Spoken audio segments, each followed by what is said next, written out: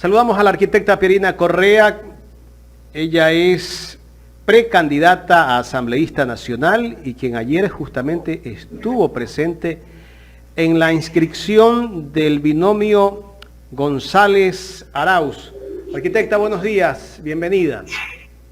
¿Cómo está, Jaime? Muy buenos días, un gusto saludarnos y a través de ustedes a todos quienes siguen esta señal. Una pequeña aclaración: ya no soy precandidata, ya soy formalmente candidata a la Asamblea Nacional encabezando la lista nacional de candidatos, proceso que se realizó ayer en el Consejo Nacional Electoral, a pesar de que la Policía Nacional nos gaseó, nos echó gas pimienta y pues todavía estoy con algo de carraspera por ese tema.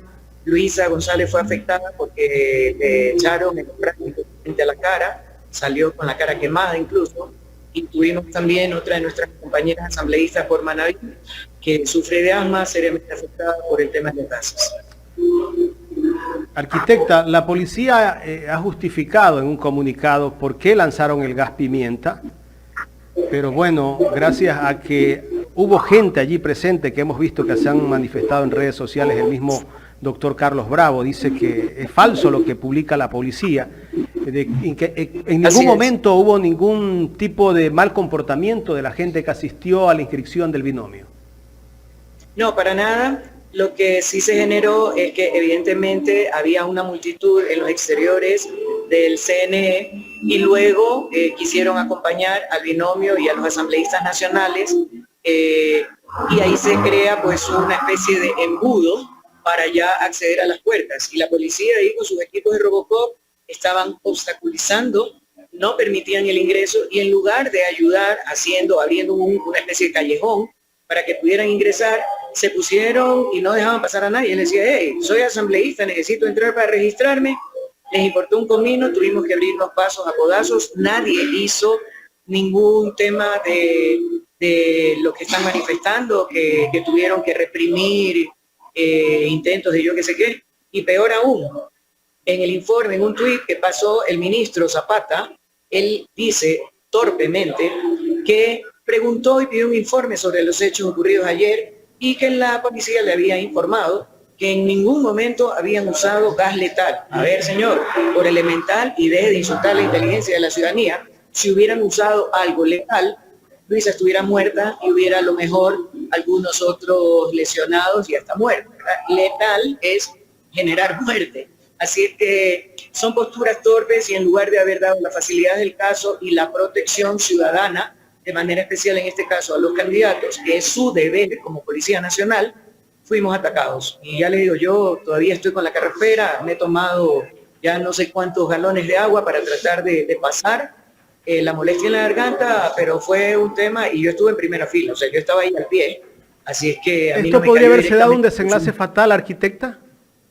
Claro que sí. ¿Por qué razón? Porque en el momento en que empiezan a gasear, y fue visto por todo el mundo, ¿qué pasa? La gente de manera natural trata de protegerse, y entonces ahí uno se tropieza en la estampida, pueden caerle encima, pueden pasarle, lastimarlos y todo. O sea, fue una total torpeza por parte de la policía, que se supone debe estar entrenada justamente para controlar este tipo de eventos. No fue un motín, no fue ningún tema violento, para nada. Fue gente que quería ingresar a acompañar al binomio y a los asambleístas nacionales en su debido registro. Ahí no había nada de delincuencia, ahí no había nada de intentar, qué sé yo, transgredir leyes, ni mucho menos. Eso es completamente falso. Yo estuve ahí primero.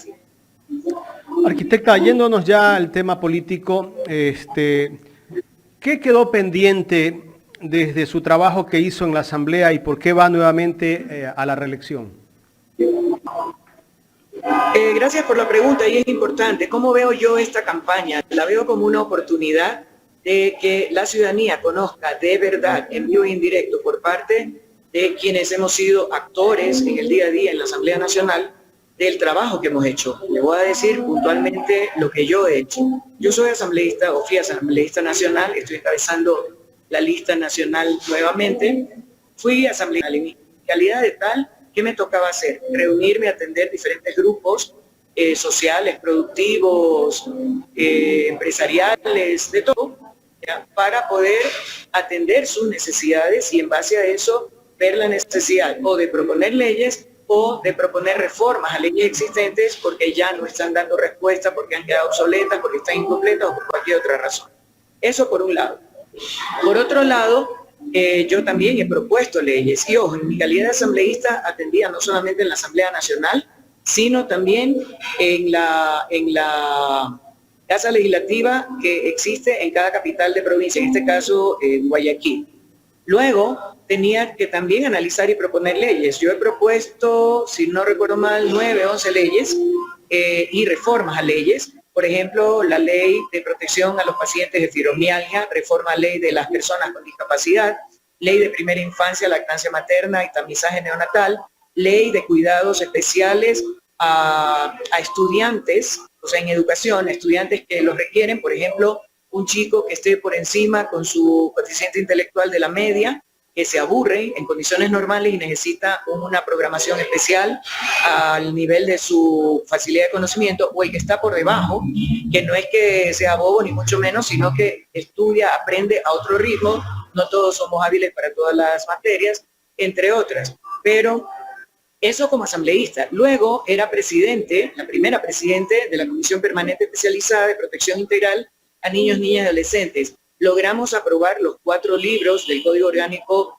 de Protección Integral a Niños, Niñas y Adolescentes, que estamos hablando más de 800 artículos, y dejé hecho un informe de avance del COPINA, como se lo conoce, para que quienes integren la nueva comisión puedan seguir una propuesta de hoja de ruta, porque falta todo lo que tiene que ver con las disposiciones para que ese código reforme 26 cuerpos legales y pueda ser implementado en garantía del ejercicio de los derechos de los niños y su interés superior. Tenemos otras leyes que han sido ingresadas a la comisión. Luego era parte del consultivo de Parlamento Abierto. ¿Qué es el Parlamento Abierto? Tiene 5 ejes: transparencia, ética, tecnología, rendición de cuentas y participación ciudadana.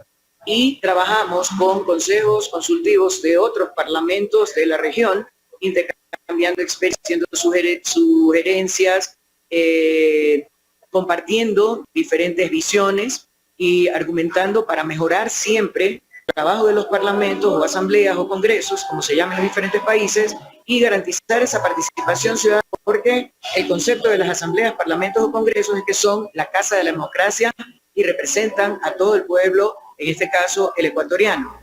Era también miembro del Grupo Parlamentario de Amistad Ecuador-Italia y del Grupo Parlamentario de Amistad Ecuador-Unión Europea. ¿Qué hacíamos en este caso? Compartir legislaciones, ver problemas, por ejemplo, la visa Schengen, en el caso de la Unión Europea, tecnología, ambiente, bonos verdes, bonos azules, cooperación internacional, el tema, por ejemplo, la Comisión de Pesca que vino a visitarnos. El Ecuador tiene tarjeta amarilla, cómo se puede acceder a la tarjeta verde para que no tenga ningún tipo de restricción, entre otras cosas. También fui la última asignación que recibí sobre la representación de la Asamblea Nacional ante el Parlatino, el Parlamento Latinoamericano y del Caribe, para integrar la Comisión de Justicia, Derechos Humanos y Seguridad Penitenciaria.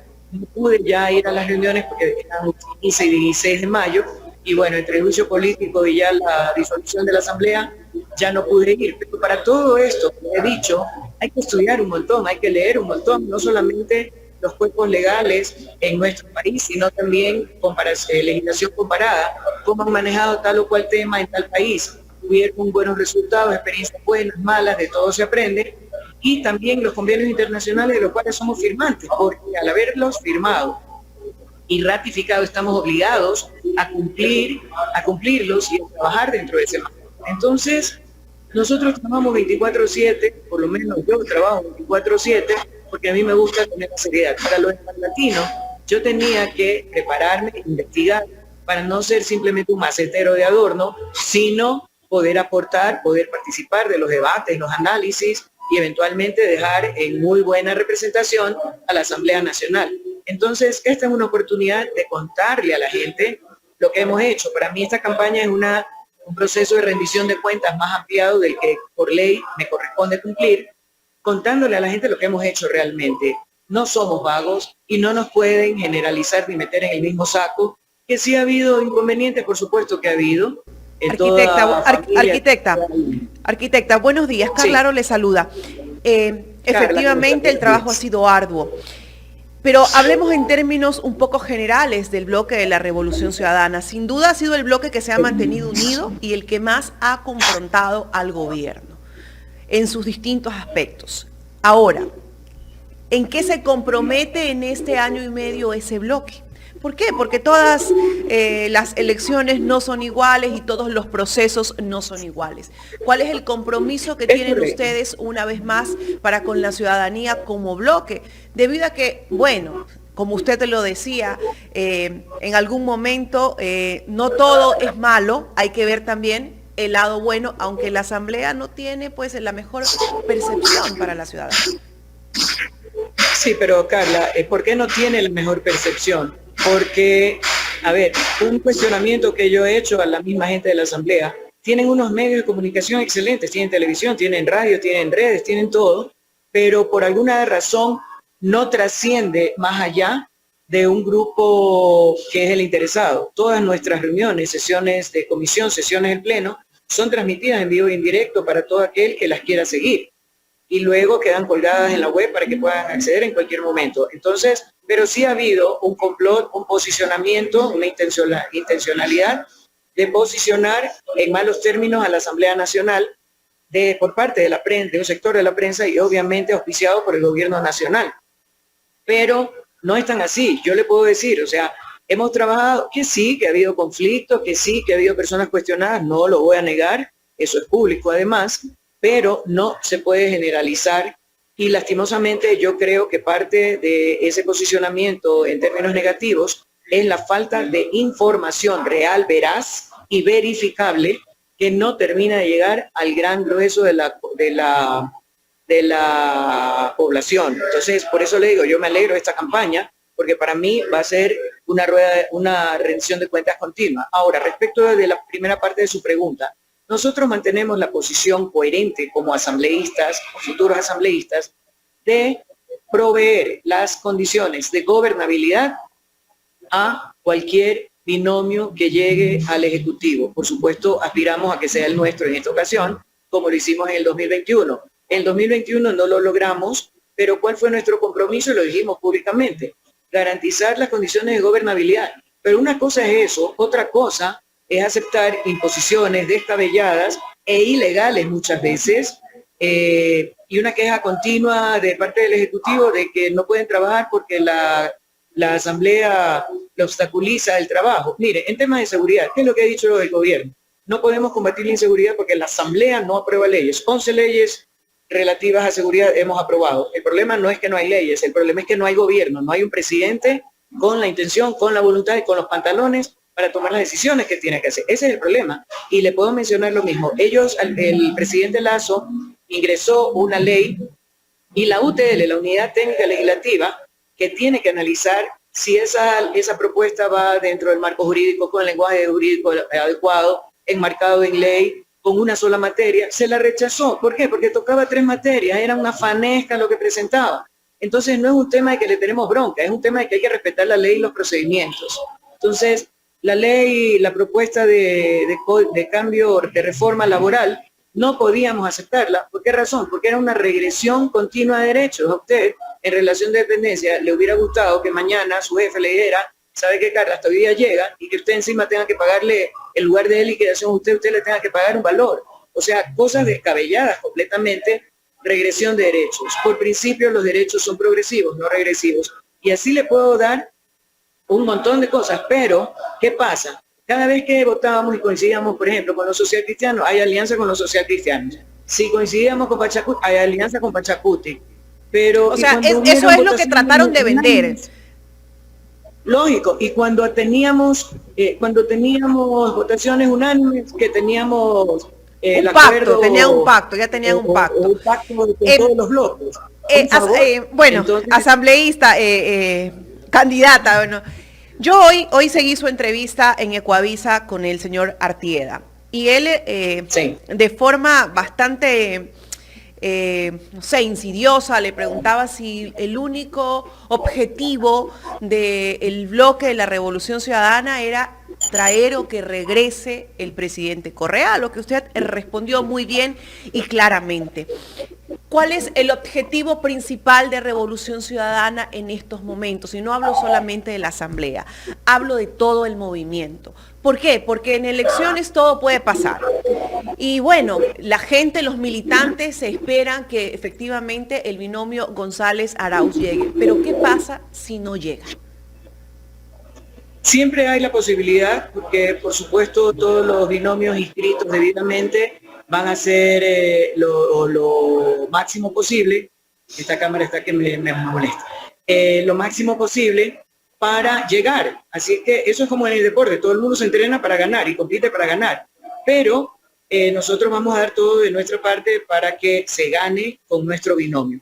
Aunque no sea así, ¿cuál es nuestra intención como proyecto de Revolución Ciudadana? Recuerden que nosotros arrancamos ya 2005-2006 proponiendo un proyecto social, político, económico, ambiental de un país de equidad, de inclusión, de igualdad de oportunidades de desarrollo para todas las personas. Y así lo demostramos en los 10 años de gestión de la Revolución Ciudadana. Queremos recuperar, por eso hablamos de recuperar la patria, y muchos sectores de la prensa que quiere lo direcciona así, que quieren seguir robando, que quieren seguir esto y el otro. No, yo le voy a compartir, como dicen en Ecoavisa, un refrán: nadie sabe lo que tiene hasta que lo pierde. Mucha gente que votó por Lazo, que votó por Moreno, hoy está arrepentida y dice: chuta, Correa me cae mal, pero con Correa estábamos mejor, con Correa teníamos trabajo, con Correa teníamos seguridad ciudadana y jurídica, con Correa teníamos salud de calidad y calidez y sin costo si no la podíamos pagar, con Correa teníamos educación de calidad en todos los niveles educativos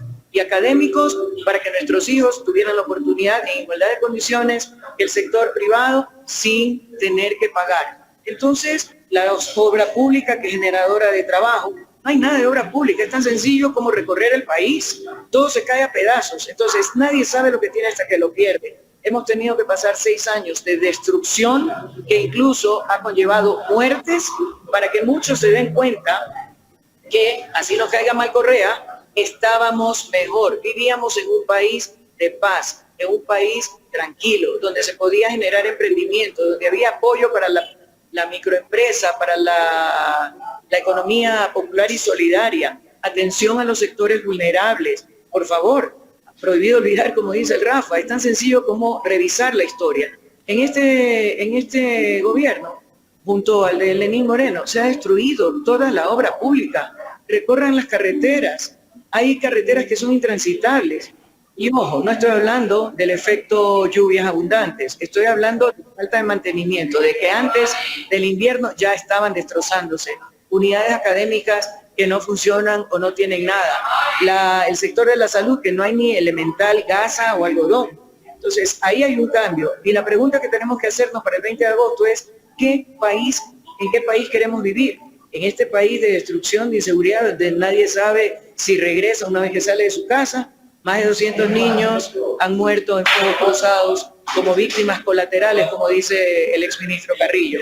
¿Es justo eso? ¿Es justo estar con el alma en la garganta porque nuestro hijo salió a trabajar y a lo mejor no regresa? ¿Es justo estar pasando hambre, que profesionales, que gente que se ha esforzado para tener un acceso a un trabajo lo haya perdido, que tenga que estar de nuevo la mendicidad en las calles, los niños trabajando en las calles? ¿Es justo eso cuando ya vivimos sin pedir limosna, con dignidad, en un país que tenía un presidente dispuesto a tomar las decisiones que fueran necesarias en beneficio del pueblo ecuatoriano? Eso es lo que tienen que preguntarse. Arquitecta. Entonces, a no votar ni con el hígado ni con el corazón, sino con el cerebro. Arquitecta, una última inquietud. Hoy me enteré que Revolución Ciudadana estuvo a punto de quedarse sin candidatos a asambleísta por la provincia del Guayas porque el sistema del CNE se volvió pesado. ¿Es verdad esto? Es correcto. Ayer a las 24 horas terminaba el plazo de las inscripciones, el último día, y efectivamente el sistema colapsó.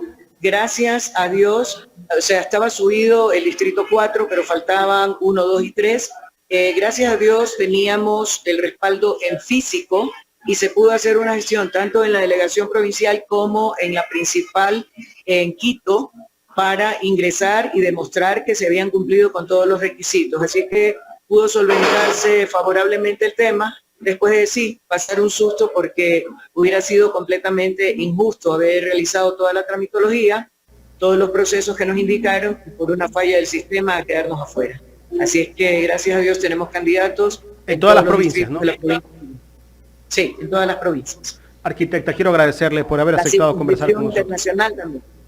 Correcto. Gracias, Jaime, gracias, Carla, siempre a la orden, con todo gusto, y un abrazo a la distancia para ustedes y para quienes siguen esta señal. Muchísimas gracias a ustedes. Gracias a la arquitecta Pierina Correa, candidata asambleísta por la Revolución Ciudadana.